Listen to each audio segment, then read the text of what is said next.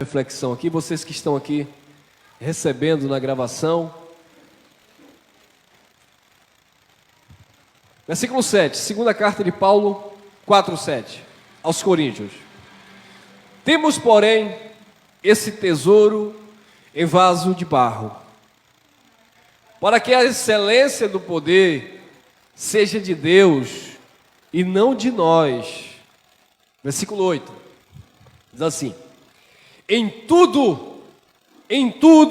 somos atribulados, mas não angustiados, perplexos, mas não desanimados, perseguidos, mas não desamparados, abatidos, mas não destruídos. Queridos, Jesus de Nazaré, quando esteve com seus discípulos, ele disse: olha, no mundo vocês vão ter aflições, vocês vão enfrentar problemas, dificuldade, lutas. O pior engano que existe, o pior engano que eu vejo, é quando as pessoas são iludidas a acreditar que uma vez que você aceitou Jesus, ou passou a fazer parte de uma instituição religiosa, você não terá mais nenhum tipo de problema na sua vida. A prova que isso não é verdade está aqui. Sabe por quê? Porque Paulo aqui não está falando para o incrédulo. Paulo aqui não está falando, como a religião diz, para o mundano.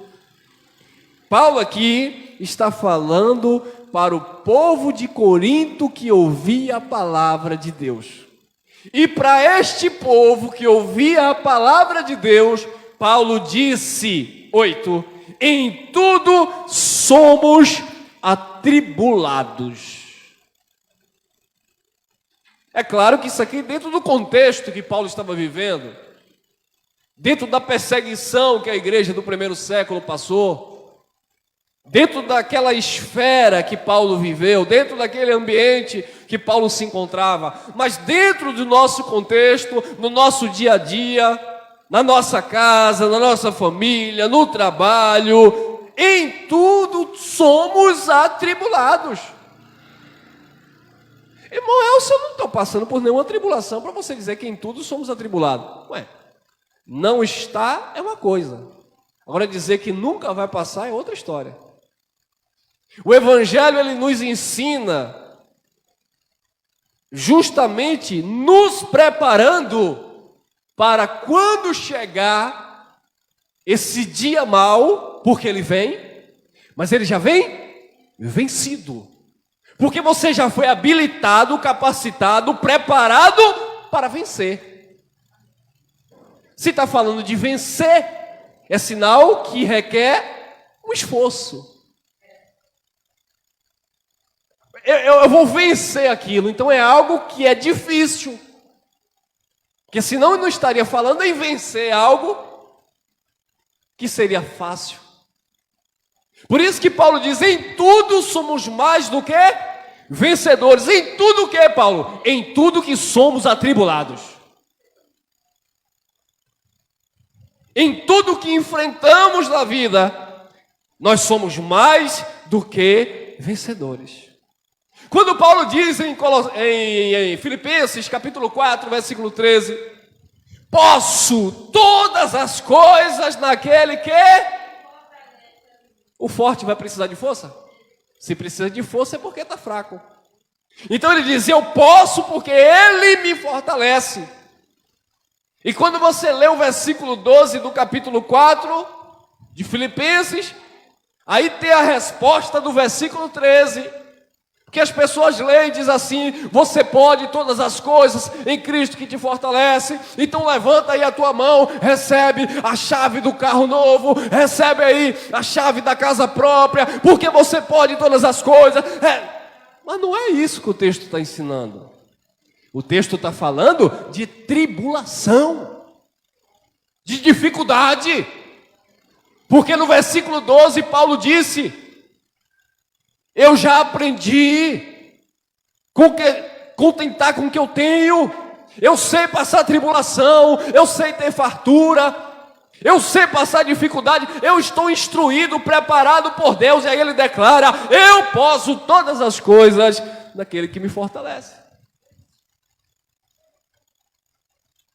Em tudo somos atribulados, mas não angustiados. Querido, a tribulação do dia a dia, as lutas da vida, não podem trazer angústia para a tua alma. Como assim, irmão? Você pode passar por tribulação, por dificuldade, mas você não pode deixar ou permitir que essa tribulação se transforme em uma angústia na tua alma. Ou seja, eu vou vencer aquilo, eu vou vencer esse momento difícil, eu vou vencer esta crise, eu vou vencer essa dificuldade, mas eu não vou deixar que isso cause um problema na minha alma. Eu não vou permitir, eu não aceito, eu não recebo que isso venha a atrair tristeza e angústia, porque tristeza e angústia profunda gera depressão, fobia, medo. Em tudo somos atribulados, mas não angustiados. Perplexo, muitas vezes você se assusta com as coisas. Sabe, aquilo vem e você se espanta. Mas como isso aconteceu? Perplexo, mas não desanimado. Meu irmão, quando a pessoa desanima, já era. Desanimou, já era. O camarada está bem, tá aqui, ó, desanimou. Desânimo é uma praga, irmão. O desânimo, ele suga as tuas energias, as tuas forças. Eu tiro por mim, eu gosto de praticar atividade. Às vezes eu estou lá todo empolgado, eu acordo, e aí eu me programo, e eu carrego lá o fonezinho de ouvido, e digo, à tarde eu vou correr. Aí de repente eu me cansei um pouquinho ali, me afadiguei, aí veio o desânimo. Cadê a força? Você procura, não encontra.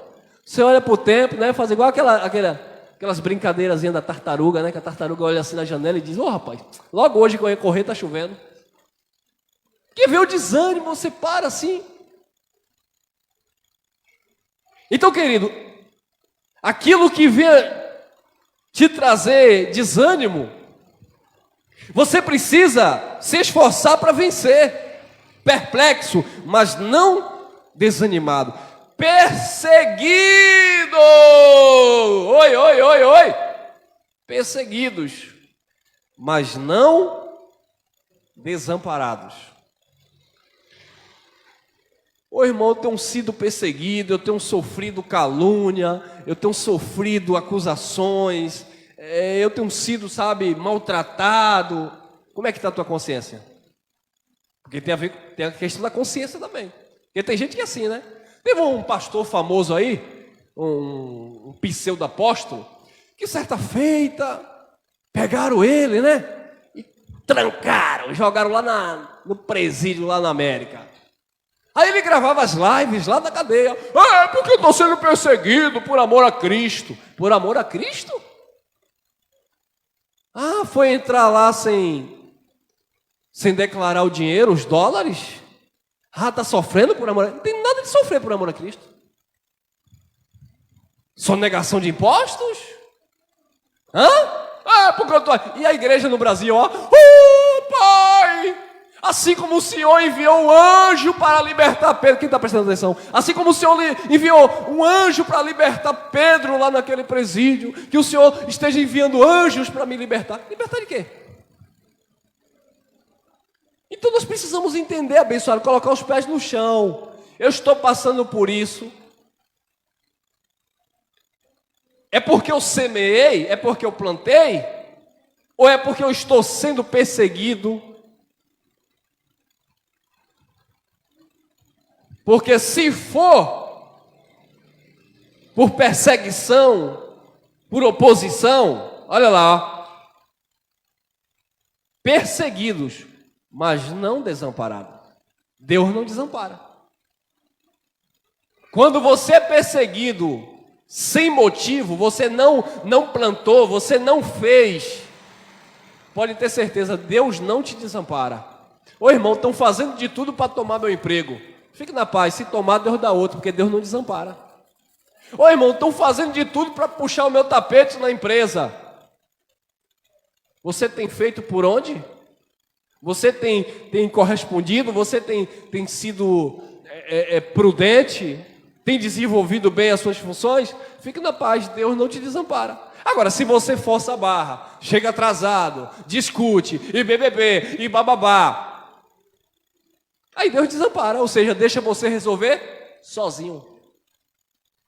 Eu lembro de certa feita um jovem que começou a se reunir em graça conosco, e ele pregava muito bem, por sinal, e tal, e a graça de Deus, tal e tal, e nós começamos juntos. E aí, o casamento dele não deu certo, e ele chegava para mim e dizia, e aí, o que é que eu faço, tal, e a gente conversava, dava alguns conselhos dentro da palavra. Quando chegou um dia, ele olhou para mim e disse assim, olha, sabe de uma? Não quero Deus nesse negócio mais não, agora quem vai resolver sou eu. Eu falei, tchau, não quero conta mais, resolva. Hoje a vida está uma desgraça. Porque eu já pedi a Deus, porque eu já fiz isso, mas Deus não está resolvendo? Eu vou fazer do meu jeito. Vai. Queira fazer do seu jeito não, irmão. Peça graça, força, entendimento, sabedoria. Perseguidos, mas não desamparados, Deus não abandona. Davi disse, ainda que eu andasse pelo vale da sombra da morte, o Senhor está comigo, não desampara. Não desampara. Disse Abacuque, ainda que a figueira não floresça, que não haja fruto na videira, que falte lá no curral o gado, todavia eu me alegrarei no Senhor e esperarei no Deus da minha salvação. E salvação ali é socorro, é livramento. Salvação ali é provisão. É porque o povo lê salvação na Bíblia, pensa que tudo está falando de salvação eterna, e não é, né, pessoal? Salvação ali é provisão. Faltou o figo na figueira, faltou a uva, faltou o gado no curral, mas ele disse, eu espero no Deus da minha salvação.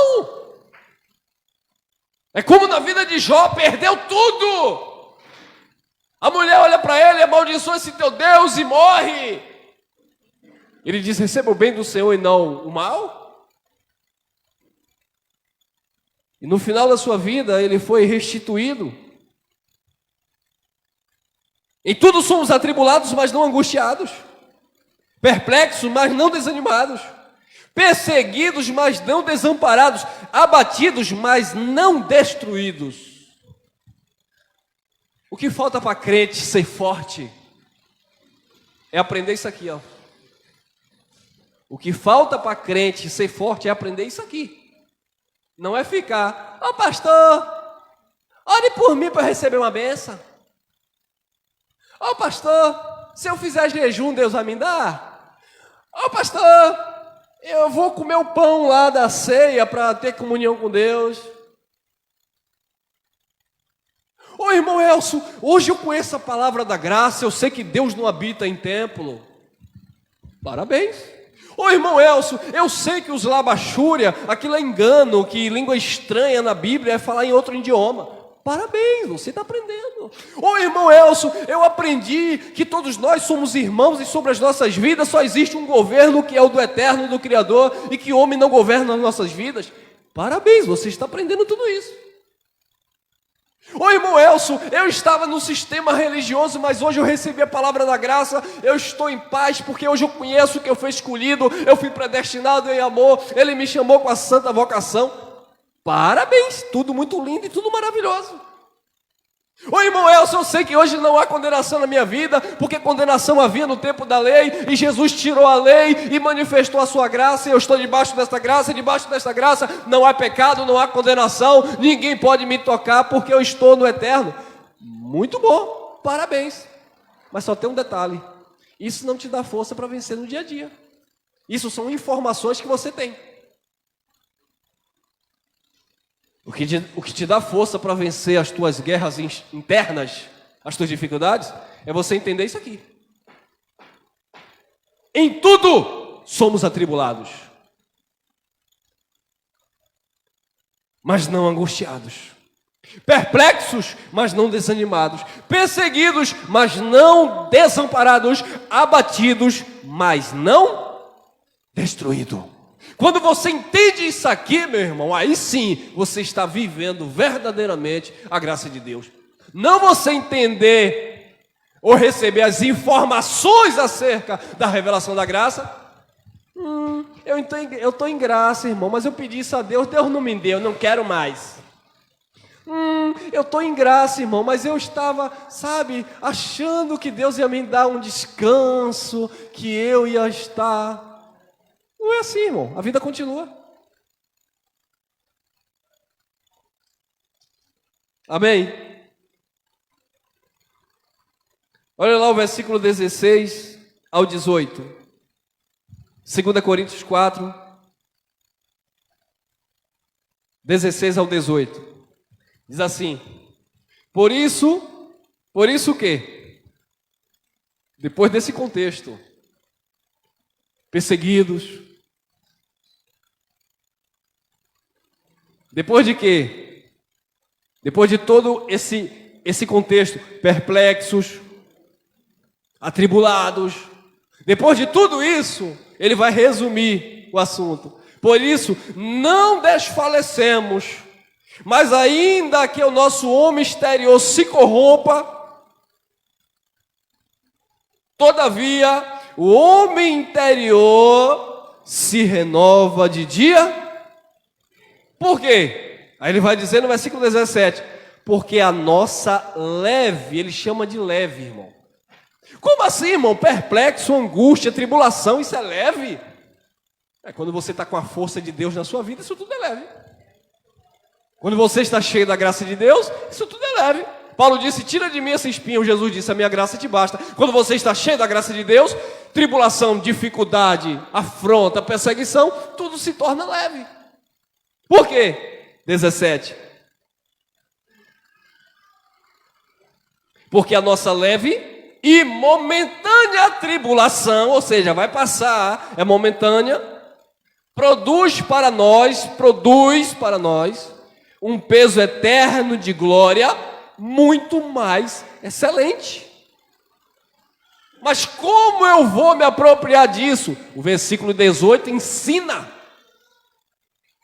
não atentando nós nas coisas que se veem, mas nas que se não veem. Porque as que se veem são temporais, são passageiras. E as que se não veem são eternas. Então tudo aquilo que você vê é temporal, é passageiro. Tribulação é temporal. A angústia é temporal. A dificuldade é temporal, ela vai passar. Mas aquilo que você não vê, mas você crê que as coisas do reino, elas são eternas. Amém? E Romanos 5:2 diz assim, olha lá, Romanos 5:3, Romanos 5:3 diz assim, e não somente isto, mas também nos gloriamos nas tribulações, sabendo que a tribulação produz a paciência. Tribulação produz a paciência. Oh Deus, me dá paciência. Em que Deus vai te dar paciência? Quando você passa por tribulação. Se você não está tendo nada para te confrontar, para te afrontar, que te incomoda, você vai pedir paciência a Deus para quê? A paciência é justamente para vencer aquele momento de tribulação. E não somente isto, mas também nos gloriamos nas tribulações, sabendo que a tribulação produz a paciência. E a paciência, a experiência, irmão, ó. a paciência produz a experiência. Se você não exercita a paciência, qual é a experiência que você vai ter? Você já viu aquele camarada, tanto para homem como para mulher, independente do gênero? Você já viu aquela pessoa, né? Vou resumir assim. Aquela pessoa que não leva desaforo para casa, ela briga com todo mundo.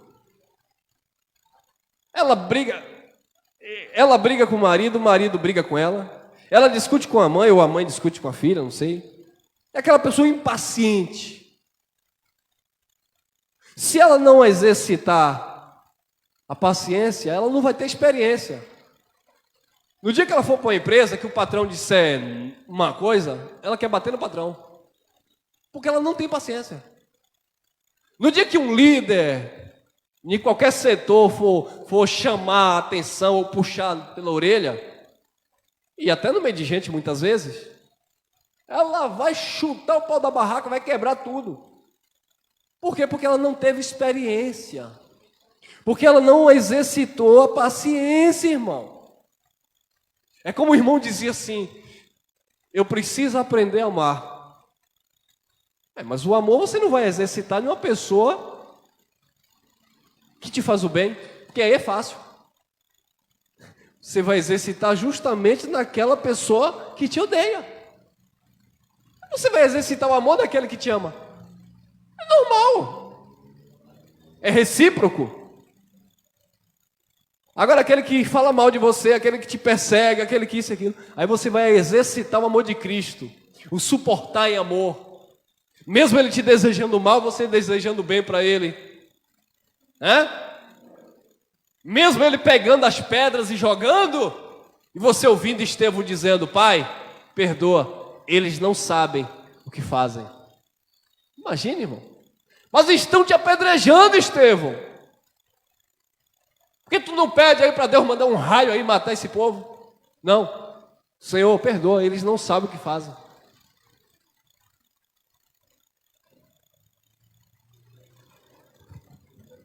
Entendeu, abençoado? 4. E a paciência, a experiência, a esperança. E a esperança não traz confusão, porquanto o amor de Deus está derramado em nossos corações pelo Espírito Santo que nos foi dado. O Espírito Santo foi dado. E agora você exercita isso. Porque mesmo em meio à tribulação, mesmo em meio às lutas, nesse vaso de barro, o versículo 7 de 2 Coríntios vai dizer que existe um tesouro. Mesmo você nesse vaso de barro, temos, porém, neste vaso de barro, um tesouro, para que a excelência do poder seja de Deus e não nossa. Amém? Vasos de barro, mas que carregam um tesouro, que é a essência de Deus na vida. Glória a Deus.